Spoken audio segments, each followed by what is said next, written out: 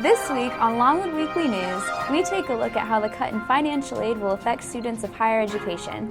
Longwood unveils their new quality enhancement plan in order to get reaccredited, and the biggest snowfall in 10 years leaves Longwood closed for 2 days and VDOT low on funds. Welcome to this week's installment of Longwood Weekly News. I'm Jessica Beardsley. And I'm Brandon Kelly. With the potential of financially being cut by millions of dollars, I recently went down to the state capitol to see how this could potentially affect Longwood University students. $25 million.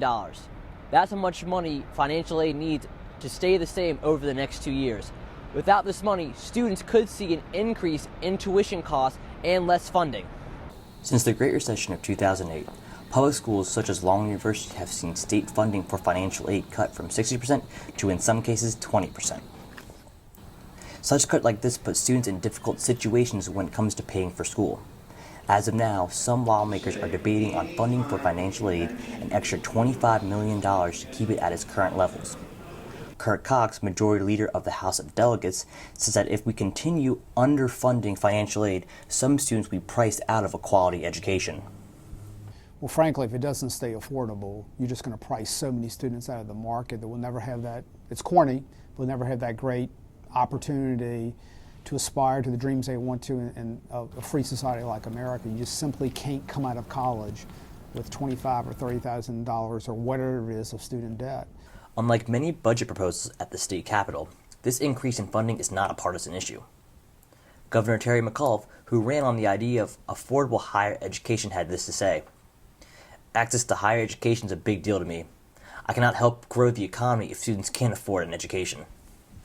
With the understanding that the General Assembly may not pass the full $25 million this year, Justin Pope, former AP reporter on higher education and President Reevely's chief of staff, says there are ways for students to help keep the price of schooling down without relying solely on financial aid. Scholarship funds ranging from things that support books, experiences, research, to things that support tuition that are out there. So students should talk with the financial aid office.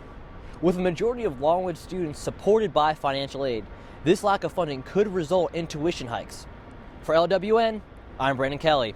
With Longwood up for reaccreditation within the Southern Association of Schools and Colleges, the university has begun to inform students on how important student-led research can be. Longwood University's Quality Enhancement Plan is focusing on student research, and the school is preparing for its accreditation this coming March. Real Inquiry is the name that's been designated to Longwood's Quality Enhancement Plan. It stands for Research Experience for Aspiring Leaders, and it is the unique name that we came up with through a student-led naming contest for our initiative on student research and academic inquiry. This semester is devoted to refining the plan and marketing it to faculty and students so the campus is aware of Longwood's QEP. According to Associate Professor of Sociology Jason Milne, the QEP's goal is for each student to get the necessary skills they need to conduct research in their field of study. The students will enhance their critical thinking, will enhance their information literacy, and will enhance their communication skills, utilizing the research process as that medium. The plan is set up in a pyramid format that starts with English 150 courses that focus on research skills. The mid-tier would be the discipline-specific courses that have been enhanced using the QEP framework, and then the very top tier, sort of the students who have wanted to then further their academic career by actually doing research. In order for this plan to take effect, it has to be approved by an accreditation group that is coming to Longwood in March. It's important that Longwood University gets reaccredited because it shows that we are meeting certain standards and criteria for higher education. It ensures that our students who are getting a four-year degree have been compliant to standards that have been set by this accrediting body.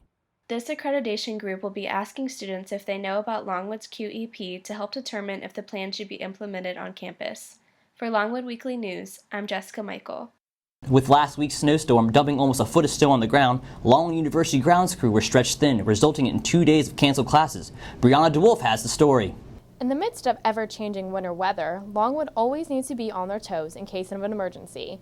The most recent snowfall brings fear of not having enough supplies or staff to maintain campus grounds.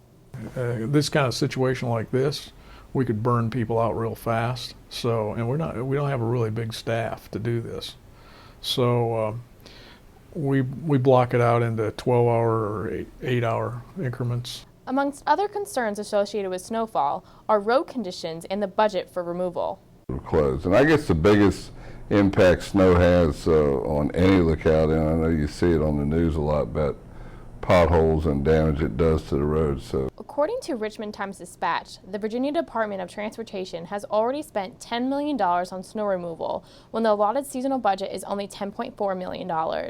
This has potential to push other planned VDOT projects back in upcoming seasons. With LWN, I'm Brianna DeWulf. Thanks, Brianna. Well, that's it for this week's episode of Longwood Weekly News. I'm Jessica Beardsley. And I'm Brandon Kelly. Tune in next week for your place to stay up to date.